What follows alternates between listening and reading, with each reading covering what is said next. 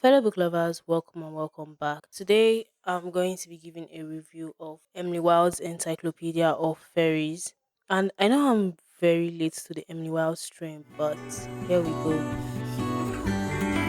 The story is set in the island of Lushland, and the main language spoken is Lushlander, which our character Emily is not quite good at. But they speak English too. The set culture and language draws inspiration from Scandinavian and Icelandic cultures.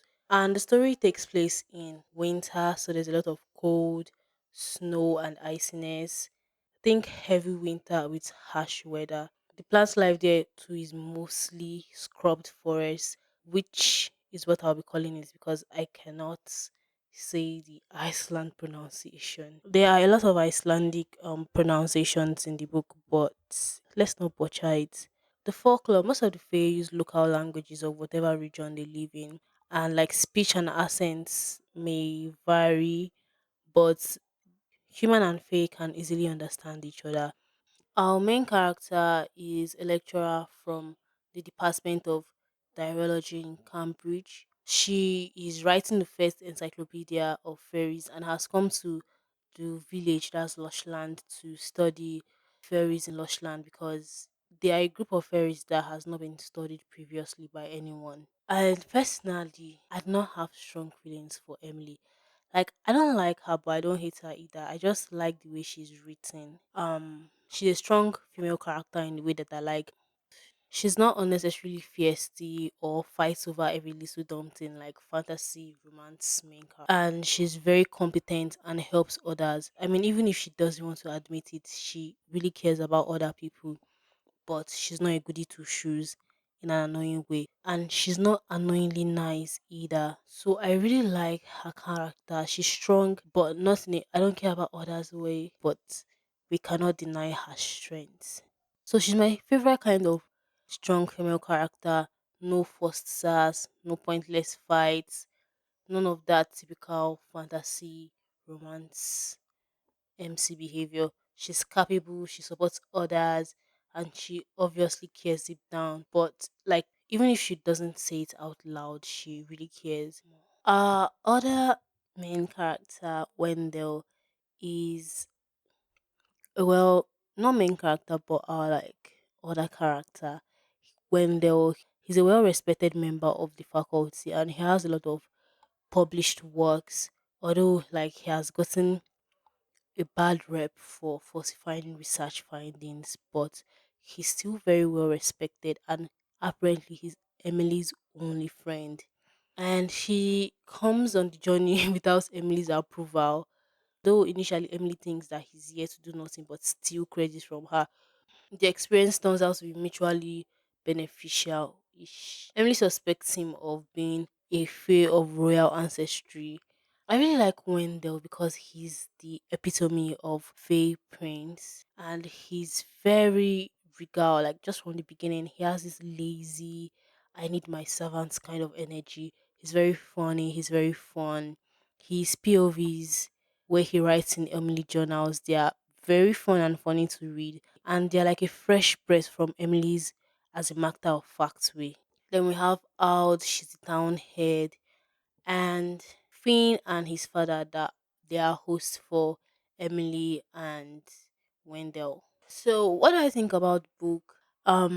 First of all, a lot of people call it cozy fantasy, and I would not say I exactly felt cozy reading it. It might be because of my mood while reading or the moment I was reading it in. But I don't know when I think about cozy fantasy, I'm thinking something more in the lines of A River Enchanted. And this is not a bad thing per se. It's just that personally for me, I didn't get the cozy vibes. And another thing is that the middle of the book got kind of boring. So the pace dipped in the middle until a specific event revived the plot.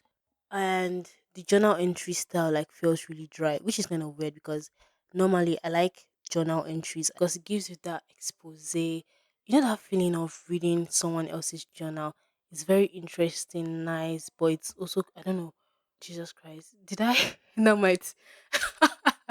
That sounded weird, like saying that feeling of reading someone's journal as if I read journals for a living. No, I do not read other people's journals, but I mean, honestly, I've read quite like one or two people's journals. Yeah, but like I don't go around reading people's journals. That sounded weird.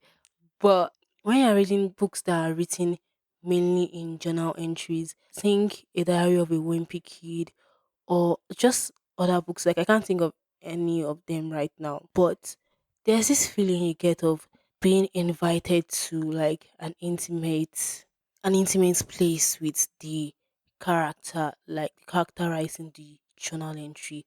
And that's what I really like about journal entry style books. But for this one, it just felt like it was trying to be number one, a realistic journal, and at the same time a storytelling device, which didn't really work for me.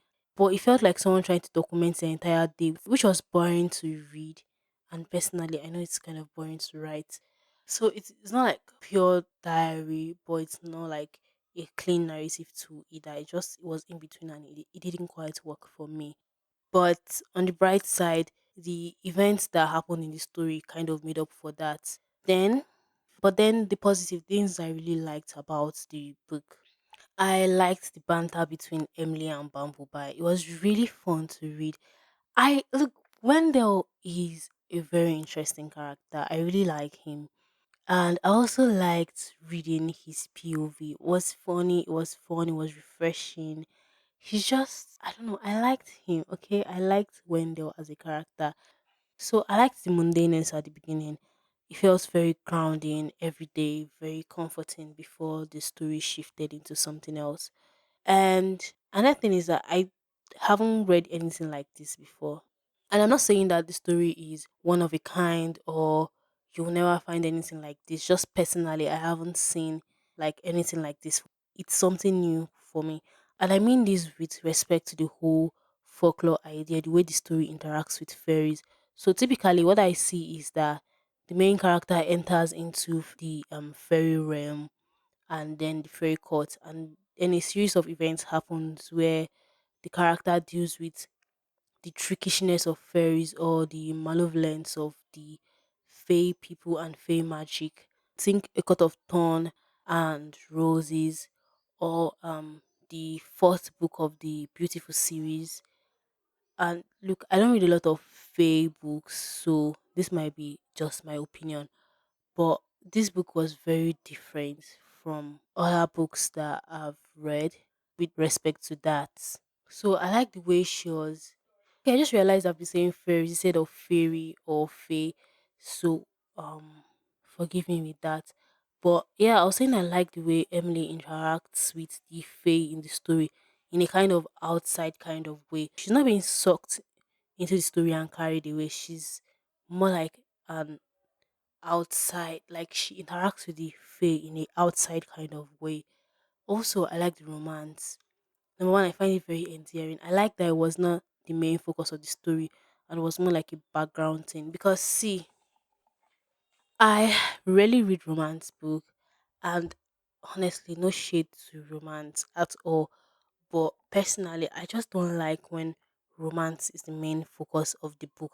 I like fantasy stories where it's like epic and serious and everybody's going to die except you save the world or something like that. That's the kind of stories I like reading. And having two people fall in love be the main focus of the story is really not my thing. So I like the way the romance was like a background thing. I mean, just like in life in general, I would hope so for us. I mean, for a lot of people, that romance is not the main focus of your life. Romance is not the main focus of our lives. We are doing other things. And yes, is it a big part of people's life? It is, but it's not what your whole life is about, I guess. All these rants is to say that I like that the romance was not the main focus of the story. I also like that Wendell didn't feel like he just existed to be a love interest. So he has his own goals, he has his own motivations, and also I've also seen a lot of people saying that the romance or the proposal felt like it was out of nowhere, that there was no building or anything like that. Personally, I disagree. It's not out of nowhere. It was more like the beginning of a love story. I definitely saw it coming, just not the way it happened. So it was a very pleasant surprise. Anyway, that is my rant or my thoughts about Emily Wilde and the Encyclopedia of Fairies. And personally, I rated the book 4 stars because I enjoyed reading it and I would recommend it. And the beginning and the ending was really good. And I have the second book on my TBR. So thank you for listening to me rant about Emily Wilde's Encyclopedia of Fairies. See you in the next video. Bye.